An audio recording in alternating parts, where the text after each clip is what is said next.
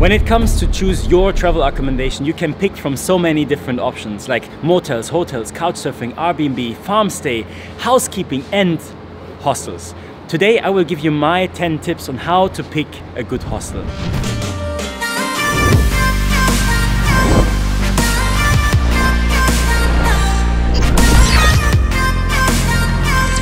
Number 1, know your purpose. To choose the right hostel is way easier if you know exactly what you want. So for example, if you want to live close to the city center, or you want to have a train station or a tram stop, or maybe you have to have a quiet place because the next morning is your flight, then the party hostel on the most busiest street in the city center is probably not the right fit for you. It is also good to know that not every hostel with a great location comes with a cheap price. In my last stay in Auckland, for example, I chose the hostel in the border of the city center, and in return I got a more cleaner hostel, a quieter one, and a room with more space. So hostels offer all kinds of rooms. You can even get a private room or like a 4, 6, 8, 10, 12 or even a 20-bed dorm room. Some hostels differentiate like between only girl dorm rooms or only boys dorm rooms or a mixed one. Number 2 is online booking. There are 2 major websites. This is hostelworld.com and hostelbookings.com. I always double check the prices on both websites because they can differentiate, and also depends on the season. So there are seasons when the price is higher and lower. So for example, my current hostel here in Melbourne is now 20% cheaper May than it was in January this year. Google also shows some prices, but they can be accurate, but sometimes they are outdated. And what Google is normally doing is like redirecting you to either one of the booking sites or the homepage of the hostel. So in my experience, I think in the most cases you find the cheapest price online, but it doesn't mean that you cannot ask on the reception. So for example, I stayed in the hostel and I extended for another week and I asked if I can get a cheaper rate, and they gave me a cheaper rate. Number 3, book in advance and can I extend my stay? When you are in a hostel, you can always go to the reception and ask if you can extend your stay. But be aware, it depends on the season. I had it a time when I was always extending on my last day, and then I eventually had to leave the hostel because they were completely booked out. By book in advance, I don't mean that you have to book the hostels for your whole trip. No, you don't even want that, because sometimes the best situations, the best stuff can happen to you out of circumstances that you haven't planned. So for example, maybe you meet your new best friend or your future love. Another tip, if you just arrive in your working holiday country, book the first 3 to 5 nights in advance, because I made the mistake when I came to Vancouver. I didn't book anything in advance, and then I found out that I was paying way more than online. This is one part of the skyline of Melbourne. Number 4, location reviews and recommendations. So many times the bad location is the cheapest price, but it's not always the case, and some of the hostels even offer like a shuttle service where they can bring you into the city center. But definitely check the websites, because all the booking websites have like a location, a map that you can use. And by the way, since Canada, I'm using this app. It's called Maps.me, and this is literally like Google Maps, but you can download every country. And the cool thing about this free app is that you can place stars or markers in different colors wherever you have been or wherever you want to go. So like in my case, for example, I place hostels, cafes, supermarkets, restaurants, everything that I want. And since the last 4 years, I see in the whole world where I have been. That's pretty cool. Talking about the booking sites, also check the reviews. You can get a really good overview if you just read a couple of those comments. But be aware, not every negative comment means that the hostel is bad. There are so many people out there who complain about stuff that is not necessary. Like for example, you get what you paid. Some people, they go in a party hostel and they expect a quiet hostel. Even better is if you can maybe find some other travelers who can give you some recommendations. Maybe they stayed in a hostel in the past and they can tell you, yeah, this was a good hostel. Number 5 is check-in time and luggage room. Normally the hostels have like a check-in time from 12 p.m. to 2 p.m.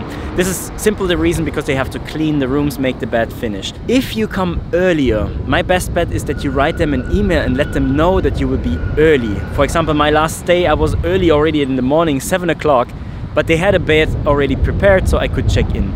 In worst case, you have to wait until 2 p.m. and this is when the luggage room come in place, because there you can place your heavy backpack and just go explore, take a breakfast, take a coffee. Behind me, you see the amazing hostel that I'm staying at the moment here in Melbourne.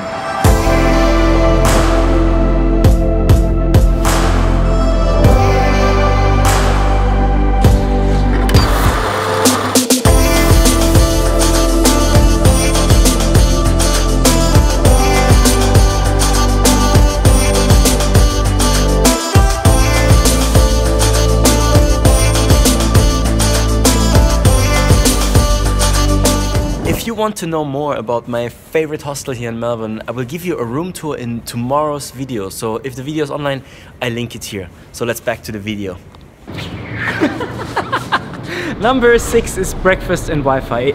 It depends on location, hostel, and also the price. If you have any breakfast at all, you can always check the websites what kind of stuff they offer. Some of the hostels, they name it continental breakfast, but what it basically means is they get some cereals with milk and toast and jams. The better ones, they have even buns and some fruits in the morning. But let's talk about Wi-Fi. That should be something, I don't want to be disrespectful, but this is something that should be part of the most hostels, but it is not. The most hostels have actually shitty Wi-Fi, or you even have to pay for some of the Wi-Fi. And that you understand why I'm thinking like this is after now New Zealand, Australia and Canada, I found supermarkets who offers faster and free Wi-Fi for everyone who's just going there for shopping. So anyway, let's go to the next one. This point I'm recording like 20 times, and this is just the easiest point of the whole list. I don't know why. I guess it's because I'm standing in the middle of the city and it still feels uncomfortable to talk in English while so many people are walking around me. Number 7, bring your own towels, because not every hostel has towels. It's not a hotel where you always get a towel.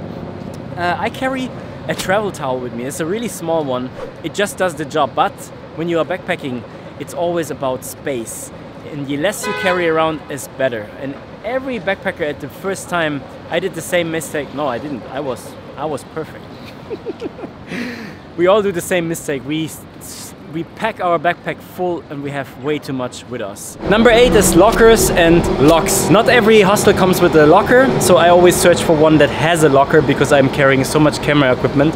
And even if you're traveling in one of the safer countries, it is like, use the locker, put it away, better than stolen, you know what I mean? And then, because not every of the lockers, when they have one, has his own lock, I always carry a lock with me.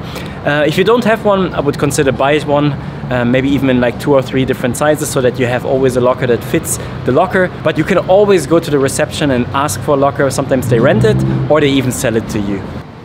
Number 9, flashlight.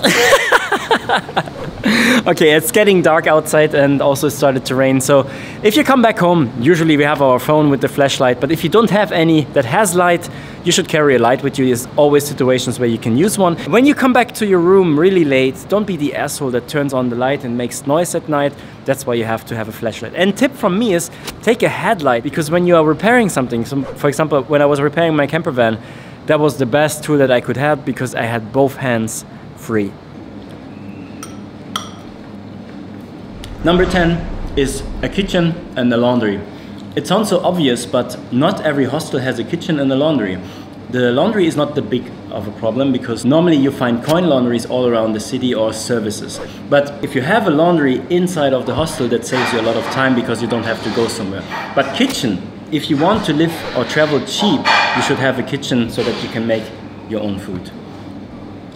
Bonus tip. Or actually, it's 2 tips. Number 1, use earplugs so you can sleep at night better in a hostel. What I also do is like I combine them with my noise cancelling headphones. Amazing.